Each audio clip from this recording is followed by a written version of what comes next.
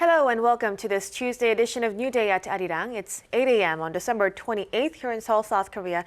Thank you for joining us. I'm Kim Mo-kyan.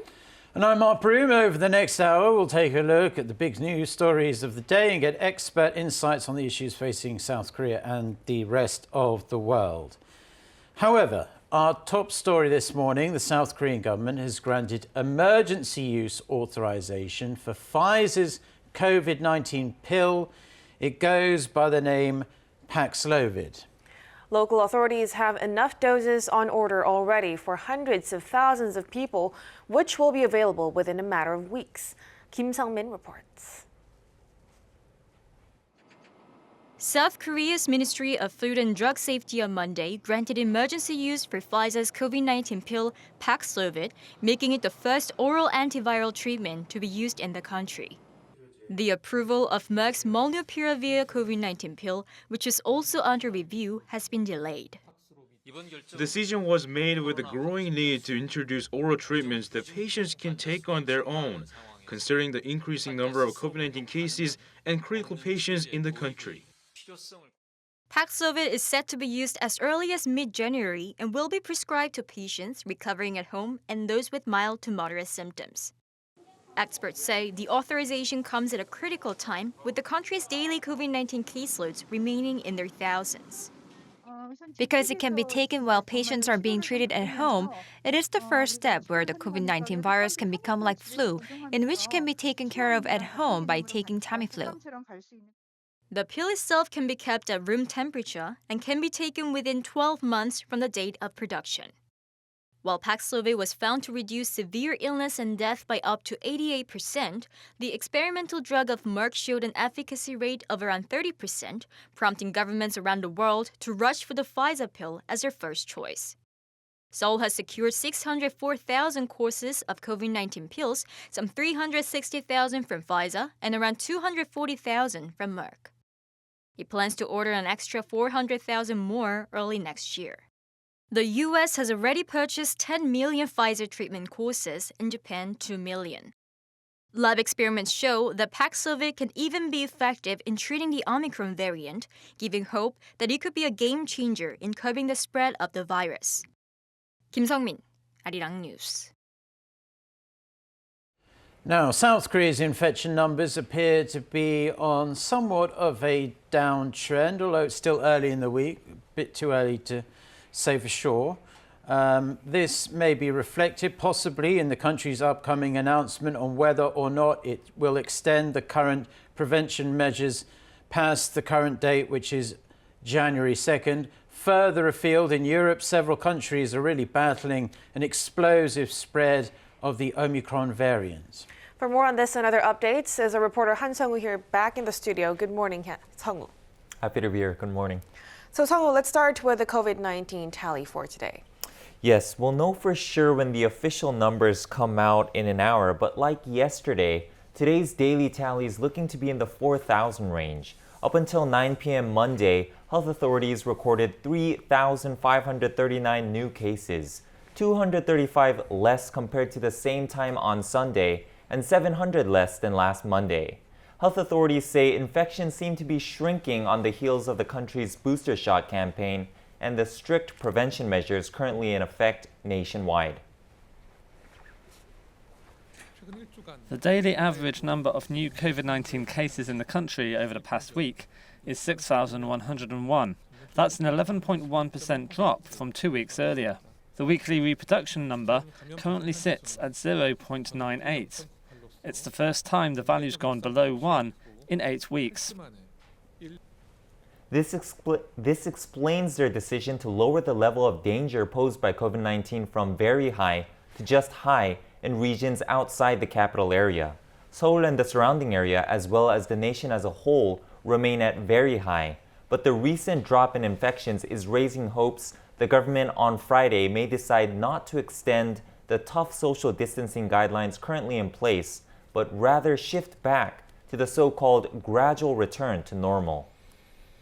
Well, I'm sure many small business owners here in South Korea would very much like to see that being the case. We also hear that officials here in South Korea are considering the option of shortening the mandatory quarantine period for people in South Korea who contracted the Omicron variant. That is correct, Mark. I mean, it's still under review, but officials are considering shortening the amount of days patients infected with Omicron must quarantine from 14 days to 11, the length those infected with the Delta variant must isolate. This comes after health authorities conducted experiments to find out that the virus discharge or transmission period of the new variant is no different from the original COVID-19 strain or other mutations, about 10 days. The reduction may come as early as January.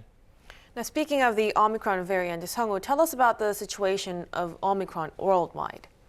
The worldwide situation, it's not really good. It's not looking good. In fact, some countries are shattering daily infection records now that Omicron has become the dominant strain in those countries. Denmark on Monday local time reported over 15,000 new cases for the first time since the start of the pandemic, with some 16,000 infections. And in response, it has closed movie theaters and concert halls and placed restrictions on business hours for restaurants and bars, while expanding the nation's booster shot campaign. Neighboring Iceland, which never saw daily infections top 200 until the middle of this month, saw 672 new cases. And over in the Mediterranean, Greece saw its daily tally reach an all-time high of nearly 10,000 cases, prompting the government to impose various new antivirus curbs, including having food and alcohol establishments closed by midnight for 2 weeks starting January, and a headcount cap at sports arenas. Even Australia saw daily cases surge past the 10,000 mark for the first time ever on Monday. Meanwhile, according to British Health Minister Sajid Javid, 90% of new cases in Britain are of the Omicron variant. Yeah, speaking to my family and friends in the UK, numerous people there I know have had the Omicron variant, even people who had previous variants of COVID-19, so a big problem. But what are global health experts saying in regards to this exponential spread of the Omicron variant? Well, beginning with the U.S., Director of the United States National Institute of Allergy and Infectious Diseases, the director of this organization, Anthony Fauci, says the trend will likely continue for the time being. In an interview with CNN, Fauci predicted the situation would eventually get better, like South Africa, but advised Americans to avoid large New Year's Eve parties. He also believes a vaccine mandate for domestic travel is worth considering. Like Fauci, other health experts continue to emphasize the importance of getting vaccinated and later boosted. The explosion in Omicron cases worldwide has led countries like Israel and France to shorten the interval between regular vaccination regimens and booster shots to 3 months. All right, Sung-woo, thank you for the information. We appreciate it. We'll talk to you again soon. Thank you. Thank you very much for that reporting, Song-woo. Now we are going to shift gears to North Korea because the regime reportedly held a key party meeting in Pyongyang, although details of what was discussed, as you might expect in a highly secretive regime, remain rather thin on the ground. According to the state-run newspaper, the Rodong Shinmun, on Tuesday, the 8th Central Committee of the ruling Workers' Party held its 4th plenary session the previous day. Top regime officials, including Kim Jong-un, were in attendance. Although scant details have been disclosed, North Korea said earlier that the committee planned to discuss and decide on work plans for the new year. U.S. President Joe Biden has signed the National Defense Authorization Act, approving nearly $770 billion in defense spending. The legislation also calls for the Biden administration to maintain American troop levels in South Korea. Kim Hyo-sun has the story. President Biden has signed into law an enormous military budget bill which calls for his administration to maintain the number of U.S. forces Korea at their current level. The White House said Biden approved the nearly $770 billion defense bill just weeks after it was overwhelmingly passed by Congress, despite protests by progressives and anti-war groups calling for military spending to be cut. In a statement Monday, the White House said the National Defense Authorization Act for fiscal year 2022 entails a 5% on-year increase in military spending. It includes a 2.7% pay hike for U.S. troops, funding for the European Defense Initiative, as well as support for Ukraine's military. The legislation also underscores the importance of bolstering Washington's alliance with countries in the Indo-Pacific region, including South Korea, to counter China's rising influence. To this end, it calls for the U.S. to maintain the presence of its 28,000-strong USFK in South Korea. While an earlier version of the bill was aimed at reducing the number of American troops on the peninsula, it was later removed during the deliberation process. Kim Hye-sun, Arirang News. Russia's deputy defense minister has slammed NATO for being too focused on military deterrence against his country. During an unscheduled briefing Monday, Alexander Fomin said NATO has resorted to direct provocations that pose a high risk of armed confrontation. He also accused the alliance of a massive increase in military activity in recent years, including large drills and the deployment of military flights near Russia's border. He also reiterated Moscow's demand for security guarantees from NATO, as well as an end to the alliance's expansion to the east.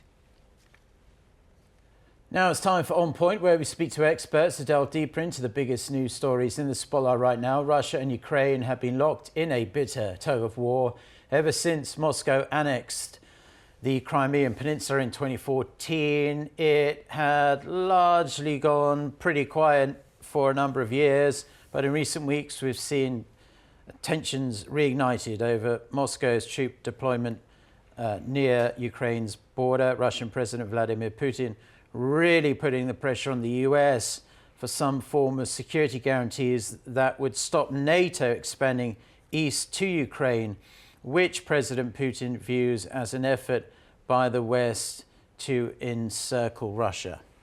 NATO and Ukraine have so far insisted they will not be swayed by Moscow's threats, adding NATO membership is open to any qualifying nation, including Ukraine.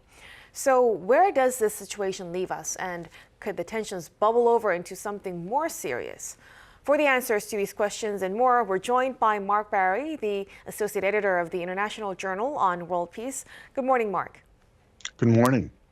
So let's start with a question on most people's lips. Are we about to see Russia invade Ukraine again? It's not too likely, and I think it's because President Biden was forced to admit in recent weeks that the U.S. in fact would not defend Ukraine if invaded, and instead the emphasis was put on financial sanctions, including taking Russia off of the SWIFT money transfer system. So it seems that the 2014 takeover of Crimea had a lot to do with the fact that actually it was almost always part of Russia until Khrushchev gave it to the Ukraine in 1954. I remember Kissinger a few years ago even being asked if Khrushchev was drunk when he did that, but Khrushchev was Ukrainian. But in any case, we should remember that the Black Sea Fleet is based at the Sevastopol naval base in the Crimea, and that provides access to the Mediterranean and the Middle East for Russia. So basically, I think Putin believes that military force is the language that the U.S. and NATO best understand. Yeah, I mean, Crimea, the main driving force, many experts have said, is access to that seaport, which is crucially important for Russia. But considering that this idea of Ukraine possibly joining NATO is absolutely nothing new, it's been talked about for years, potentially. Can you walk us through what you think might have changed in recent weeks to prompt Putin to deploy all these Russian troops so close to Ukraine?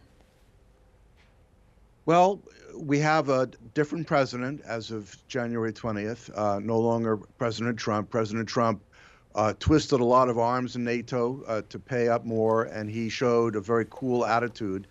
And presumably Putin felt that he didn't have any worries about any more nations joining NATO because it had been already brought up in 2014 that NATO could be invited to join NATO.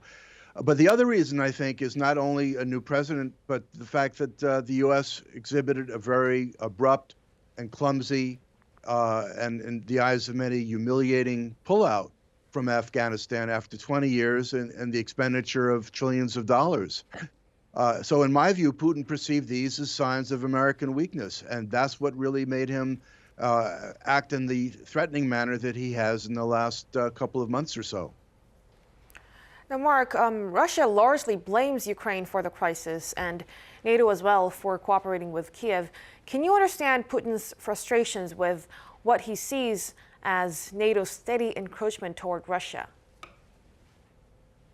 Well, you know, in my view, I mean, we all celebrated the end of the Cold War, but we didn't realize what a difficult process this was for Russia and that things did not work out ideally. I mean, even Gorbachev the other day said that this was not the way he wanted things to end. So I see this as the fruition of American and NATO taking advantage of the collapse of the Soviet Union, which to a certain extent culminated in 2004 with the admission of most Warsaw Pact allies to NATO, and then, of course, the 2014 offer for Ukraine to join.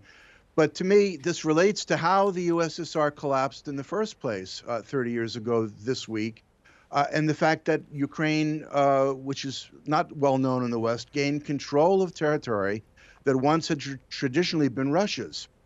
In fact, of all places in Seoul, Korea, I met several times the Belarusian president at that time, Shushkevich. He's the one who signed the Commonwealth of Independent States Treaty on December 9th, 1991, and he was the one asked by the other attendees to pick up the phone, actually by Yeltsin, to pick up the phone and call Gorbachev and ask him to step down. So, you know, Russia's historical experience, especially in view of the invasions of Russia by Napoleon and Hitler in 1940 or 41, gives them the belief that they require defensive depth, and thus its neighbors to the west and the south are critical for Russian security. Right, we can see that maybe Russia is trying to cozy up to China in so much to try and firm up its own security to a different degree. But with the two sides then, so we've got NATO and US on one side, Russia on the other, it appears very unlikely that either are going to budge publicly on their demands. But we have this upcoming meeting in Geneva between the US and Russia, presumably the top diplomats from both sides. Lavrov and Blinken are going to be there. A lot of eyes are going to be focused on that due to this crisis. Do you have much hope that this meeting could potentially diffuse the situation, or do you think this has to be something that has to be sorted out between Biden and Putin themselves? Well, you know, compared to North Korea, there's a heck of a lot more communication that goes on. I mean, you know, back in FDR's day, you had Averell Harriman, who was a stand-in for FDR to talk to Stalin. So I have every confidence that the communication is very, very good, and I think there's a very good chance it will cool down for now. But that's just for 2021, early 2022. It doesn't mean that Putin will forget about the Ukraine. His security interests are the same. So he's going to wait, I think, until Biden appears even weaker to get what he wants. Perhaps he'll wait till after the midterm elections in November of next year. But I should note for all of your viewers that among Korea's surrounding powers, Russia is the one that is most in favor, if not the only one, truly in favor of a unified or eventual reunification of Korea, because it will benefit them and particularly the Russian Far East.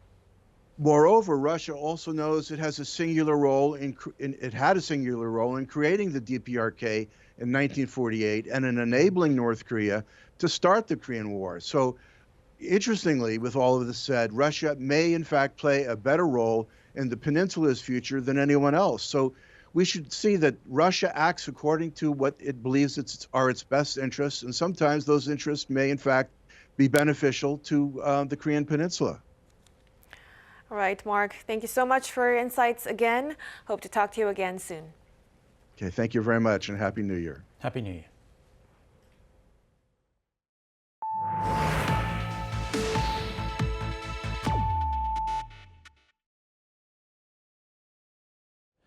Consumer sentiment in South Korea dropped in December as the nation continues its battle with this surge of COVID-19. According to the Bank of Korea Tuesday, the composite consumer sentiment index came to 103.9, down 3.7% compared to November. However, the index still over 100, indicating consumers are still relatively optimistic.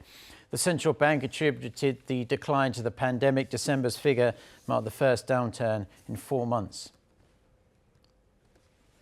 South Korea's automobile production has dropped to a 17-year low, according to the Korea Automobile Manufacturers Association. South Korea is projected to make 3.48 million cars in 2021. That's the lowest since 2004 and a 0.8% drop from 2020. Analysts attribute the slump to the pandemic and trade protectionism. These led to a supply crunch for semiconductor parts for automobiles, and South Korea wasn't the only country affected. The world's auto industry in 2021 is also expected to build 10 million fewer cars than earlier projected.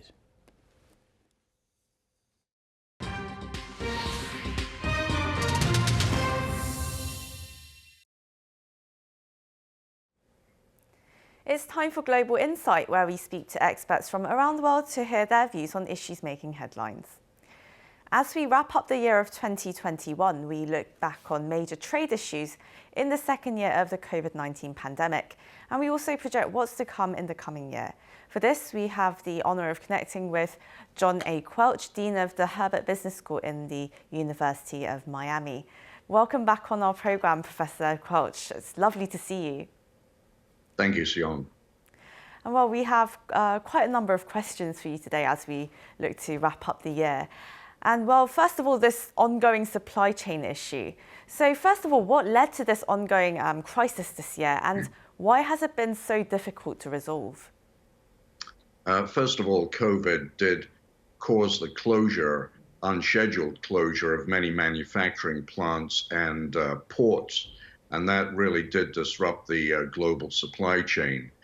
In addition to that, the Chinese government issued mandates regarding the non-use of coal to essentially manufacture electricity. And so as a result of those restrictions, there were a number of plant shutdowns or curtailed production in Chinese manufacturing plants. And then on top of that, the rebound of consumer demand as we came out of the first wave of COVID was much stronger than expected. And this led to a misalignment of very high demand alongside disrupted supply chains. And well, many have been asking when this supply chain issue is going to end, but do you see it stretching on into next year? And also, how would you advise companies to really secure their supply chains going forward? So it depends a little bit on the nature of the product. If we're talking about simple products that are easy to manufacture and replicable and not dependent upon particular ingredients or raw materials that are in short supply, then I see a period of around about 3 months before those supply chains come back into order. But if we're talking about items, particularly technology-based items that depend on very specific raw material inputs, where those raw materials have to be shipped around the world to specific production plant locations. Those kinds of products may be longer, could be as long as 6 months before the demand supply comes back into balance. If you take, for example, an automobile, a typical car these days would be containing components from many, many countries. And accordingly, if just one of those components is in short supply, or the supply chain is uncertain, problematic, disrupted, then the entire car production process grinds to a halt. So it's still going to remain a serious issue for about 6 months for complicated and more technically oriented products. And well, even before this supply chain issue occurred and before the outbreak of COVID-19, there were other disruptions to global trade, such as trade disputes and a rise of nationalism that turned into a lot of protectionism. And well, before the Biden administration took office, many were waiting to see if he would take steps to join the comprehensive and progressive Trans-Pacific Partnership deal that former President Obama was really pushing for, but then President Trump abandoned. But then America's still it's still keeping out of that pact, and it doesn't seem to have been pursuing more trade-friendly policies that one may have thought. First of all, do you think the US should rejoin the CPTPP? Yes, I do. The principal problem that President Biden is facing is that he must pass his domestic agenda before he can turn his energy and the energy of the White House towards foreign affairs and foreign diplomacy. I think there is an appetite in the Biden administration to push for fair and free trade, similar to the Obama administration, but one has to remember that Senator and now President Biden comes from more of a trade union background in his political makeup than President Obama. And so he is more sensitive to union representation regarding the preservation of American jobs vis-a-vis those jobs going offshore to foreign suppliers. In addition, the Biden administration is perhaps a little bit more into the human rights issues and worker rights issues than the Obama administration. So I expect to see movement on the fair and free trade pacts that the United States might potentially join or at least negotiate with, but I don't expect to see it quite as forceful as during the Obama administration. And well, second, do you think the US has any plans to deepen its trade ties in the Indo-Pacific? I mean, President Biden has been emphasizing the importance of the Quad countries and exploring more trade links. Do you think he has any plans on moving forward? The demographic and economic realities are that there has to be a pivot to Asia as far as the United States is concerned.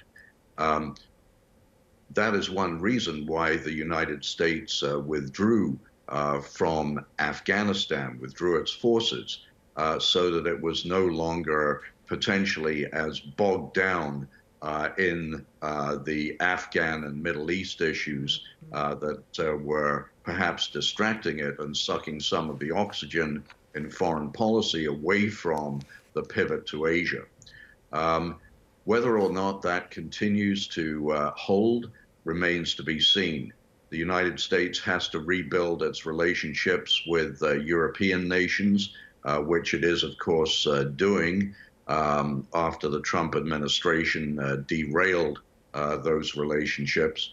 So, yes, there is a pivot to Asia. There is an appetite for investing more in Asian diplomacy. And of course, as you mentioned, countering or balancing China was one of the big reasons behind America's pivot to Asia. And well, the Biden administration has been maintaining its pressure on China and its decoupling policy, it seems. But there also seems to be mixed views on whether the decoupling is actually taking place, as China continues to dominate global trade and the G2 economies are still pretty much interdependent. So how do you see things, Professor Quelch? Do you think this decoupling is proceeding, and do you think it's going to continue? There's no question that economic decoupling is impossible.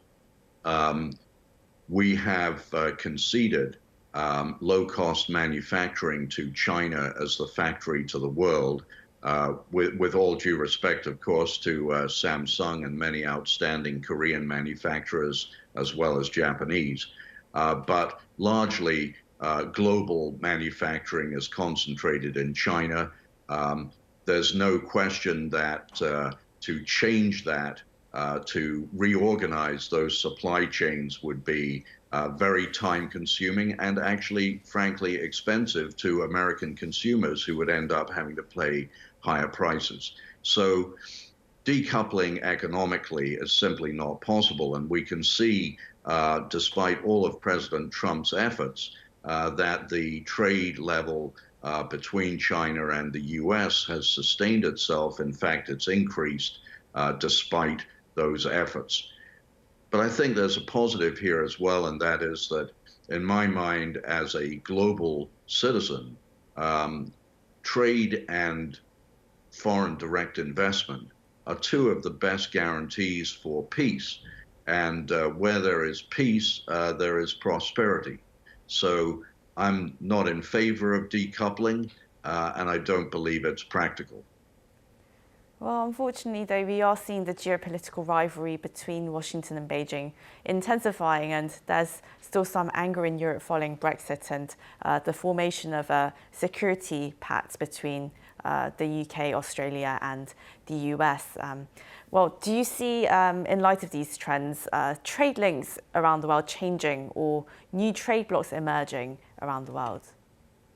Well, I'm very, very hopeful that there will be increased trade negotiations towards a fairer and freer trade regime worldwide.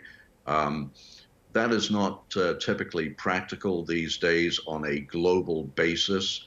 The last effort of that nature was really the Doha round in Qatar over a decade ago, and that did not result in a global rebalancing of trade.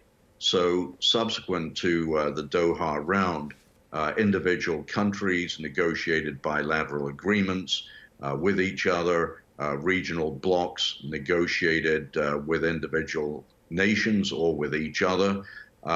Yes, there could be some additional blocs that could emerge, potentially in Africa and the Middle East in particular, are places where the level of intra-country trade and the free movement of goods within countries within those regions is not as good as it should be. But overall, I think what we have to do is make sure that the existing trading blocs work, and there are many of them, and they need to work harder, better, and more effectively on behalf of the citizens of the countries that are represented in those trading blocs. And what do the citizens of those countries want? They want high quality goods from wherever they can be sourced in the world at competitively low prices, and they want access to innovations that emerge in some countries to be promptly available in all countries. These are the fundamental issues that citizens are looking for, in my view, and trade negotiators should always keep those tenets in mind when they're at the negotiating tables. Well, since autumn this year, we've seen the word Evergrande just make headlines everywhere on a weekly basis, it seems. And well, China's property developers are in hot water at the moment, and China's banking authorities did their best very recently to reassure investors by releasing $190 billion in money supply for lending. Do you see any hope of the situation getting better, or do you think we're about to see this we're seeing a slow motion collapse of that sector? And also, do you think the world is going to see any significant spillover effects? Well, the Chinese government cannot afford to allow that sector to collapse because such a high proportion of Chinese middle class and upper middle class people are invested in real estate. And that is because, of course, the banking system in China does not pay competitive interest rates for retail deposits. And in addition to that, the stock markets in China still have, rightly or wrongly, the reputation of being somewhat like a casino. And so many Chinese have invested in real estate. But the fact of the matter is that many the investments are speculative and not directed towards residents actually living in their own homes. And you only have to take a little boat trip down the Hangpo River at night in Shanghai to see how many apartments in the high-rise buildings overlooking the Hangpo River are unlit. They don't have their lights on, and that's because they're not occupied. They are speculative investment properties. And sooner or later, there has to be a rebalancing of the Chinese economy and the Chinese GDP away from the heavy dependency, the heavy representation of the real estate sector. But the fact of the matter is that the government simply cannot afford to let that sector collapse. The year of 2021, it was generally a good year for South Korea. It was recognized as a developed economy earlier this year by the UN Conference on Trade and Development. And the volume of exports, it reached a historic high as of November.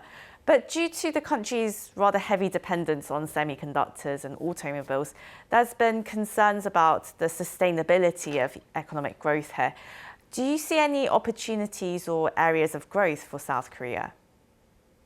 Well, first of all, I'm delighted that the UN conference has finally recognized the reality of Korea as a developed economy. I thought that debate had been concluded around about 10 years ago, if not longer. You know, Korea is an outstanding nation with respect to innovation. And I think that we're talking here not just about automobiles and electronics, but also about Korea's cultural assets as well. And I believe that as Korean culture, and let's take K-pop as an example, becomes better known internationally, that the concept of branded products that are made in Korea will become even more attractive. So on the consumer side, consumer goods and services, I would see tremendous upside potential for Korea. And I think the level of innovation and R&D investment in Korea, as long as that is sustained, if not increased, as a proportion of GDP, that things will continue to look very bright for Korea. And let's not forget that in addition, in terms of the rebalancing of world trade and the political issues associated with the world economy, the United States has a lot of interest in making sure that Japan and Taiwan and Korea all do extremely well.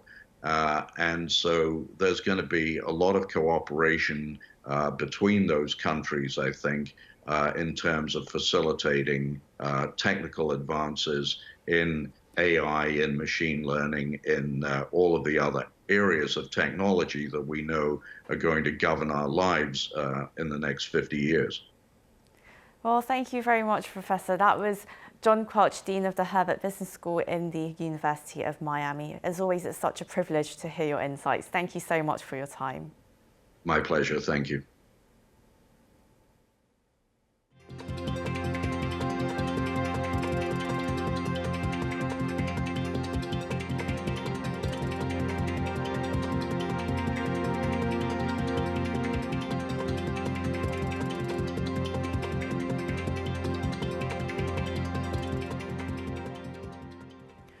A report on this year's 10 most extreme weather events shows their financial impact was more than $170 billion. The study conducted by Christian Aid showed the biggest financial hits were caused by Hurricane Ida, which slammed the U.S. in August, and the flooding in Europe in July. Ida is estimated to have caused $65 billion in economic losses. The flooding in Europe, $43 billion. The 10 extreme weather events also killed almost 1,100 people and displaced more than 1.3 million. 2021 was another 12 grueling months of battling the COVID-19 pandemic. Numerous variants have now swept around the world, and they've hit South Korea as well. Our Kim Hyun-sing takes a look back at South Korea's fight against COVID-19 in the year 2021. The year 2021 kicked off with high hopes. We start COVID-19 vaccinations tomorrow. On the back of everyone's earnest wish to return to normal, the government will achieve the dream of herd immunity by our target date. 역사적인 이뤄졌던 일에 접근한 것 좀 지켜봐도 되겠습니까? 예, 영광입니다. 70% of the population vaccinated. According to health experts at the time, that was the level needed to achieve herd immunity and to wind back COVID-19 restrictions. And although a bit late to the game, South Korea reached a vaccination rate of 70% faster than most countries that had started earlier. When more than 75% of the population had been fully vaccinated, the country from November 1st started loosening the strict COVID-19 restrictions that had been in place for over a year. Business curfews were lifted and more people could gather. But COVID-19 has thrown some more unexpected curveballs. As if to attest to the Delta variant's transmissibility, the country has reached an all-time high number of daily infections. There is now consistent evidence that Omicron is spreading significantly faster than the Delta variant.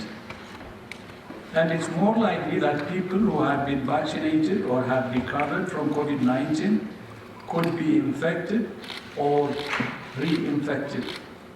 With Delta and Omicron raging worldwide, breakthrough infections have increased. And with looser prevention measures in place, there was little buffer to defend against the highly transmissible variants. COVID-19 cases once again hit record highs in South Korea, and with hospitals overflowing with COVID-19 patients, South Korea's healthcare system was feeling the strain. At one point, around 90% of ICU beds were full in the capital region. It was really tough in 2021. There were so many infected patients all at once, we had nowhere to send them. Authorities had no choice but to bring back tough social distancing measures. But 2022 brings a new weapon in the battle against COVID-19. Next year, we need to aggressively bring in oral pills and focus on extra shots. We also need to pace ourselves in easing measures. One important task for next year will be to increase the healthcare system's capacity so that it's robust enough to handle all the new infections. With the lessons learned in 2021, hopefully the country has a better fighting chance against coronavirus in 2022. Kim Hyun-sing, Arirang News. Now, as we close out the year, 2021 saw little progress in regards to North Korea diplomacy. The regime spent the majority of the year demanding South Korea and the US drop what the North sees as their double standards, as the regime puts it, and their hostile policies. North Korea also continued to test and develop increasingly advanced weaponry. Kim Dami with the details. Even after 3 inter-Korean summits, 2 North Korea-US summits, and a 3-way meeting at Panmunjom in the past several years, 2021 was another year that saw only limited progress. Cross-border communication lines were reconnected over a year after the North cut them off in protest against anti-regime leaflets sent across the border. But they were taken down once more before they were fully restored like they are now. Since the launch of the Biden administration in January, Washington has insisted that it wants to engage diplomatically with Pyongyang to move toward the ultimate goal of denuclearizing the Korean peninsula. Our intent remains the same. We harbor no hostile intent towards the DPRK, and we are open to meeting with them without preconditions. But a bitter tug-of-war has lasted throughout the year, with the North persisting in its demand that South Korea and the U.S. end what it calls their double standards and the hostile policy. And worse, the pandemic has made the North more reclusive than ever, having closed its borders and seen its economic difficulties worsen. At the top of leader Kim Jong-un's agenda instead has been nuclear and missile development. Pyongyang has conducted 8 missile tests so far this year, including a railway-borne missile, a hypersonic missile called Hwasong-8, as well as a new type of SLBM. Kim Jong-un believes there is no economic development when national security is not ensured. He continues to strengthen the military because ensuring security is the priority. But not all hope is lost on the Korean Peninsula. To reboot the peace process in the region, Seoul has vowed to continue pursuing President Moon Jae-in's proposal of declaring a formal end to the 1952-53 Korean War. 나는 오늘 한반도 종전선언을 위해 국제사회가 힘을 모아주실 것을 다시 한번 촉구하며 남북미 3자 또는 남북미 중 4자가 모여 한반도에서의 전쟁이 종료되었음을 함께 선언하길 제안합니다. This is something the sister of the North Korean leader Kim Yo-jong has expressed interest in, calling the proposal an admirable idea.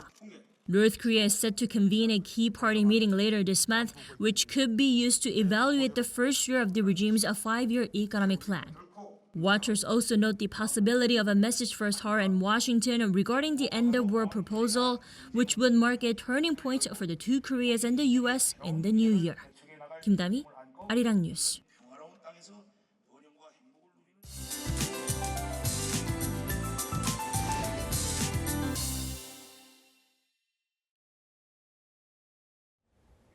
Good morning. Dress extra warmly on your way out. Well, the morning chill is not as bad as yesterday, but a cold wave advisory still remains in place in inland areas of central regions, including Cheolwon at about minus 15 degrees Celsius.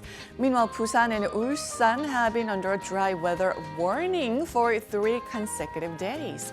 Well, yesterday's afternoon highs were colder than expected, but the cold snap should ease this afternoon, and highs will be hovering around seasonal norms.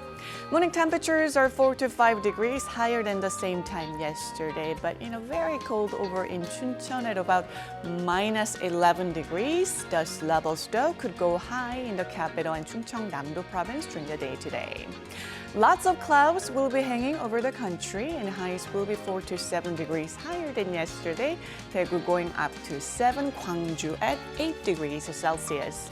It's going to be milder tomorrow, but another round of cold air sweeps in Thursday, and the last day of 2021 will end up on a very freezing note. With that, here's a look at the weather conditions around the world.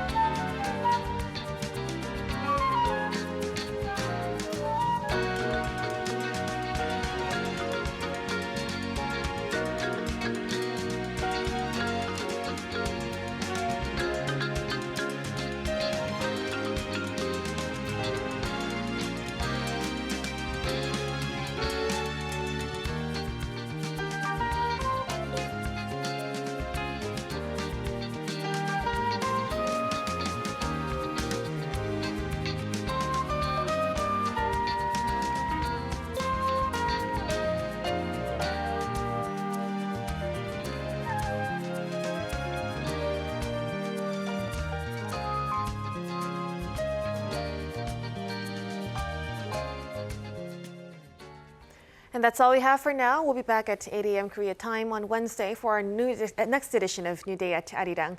I'm Kim Mo-gyan. And I'm Mark Broom. Thank you as always for joining us. I'll be back with our next newscast at 10 a.m. Korea time, and both of us will be back at 8 a.m. tomorrow. Until then, goodbye.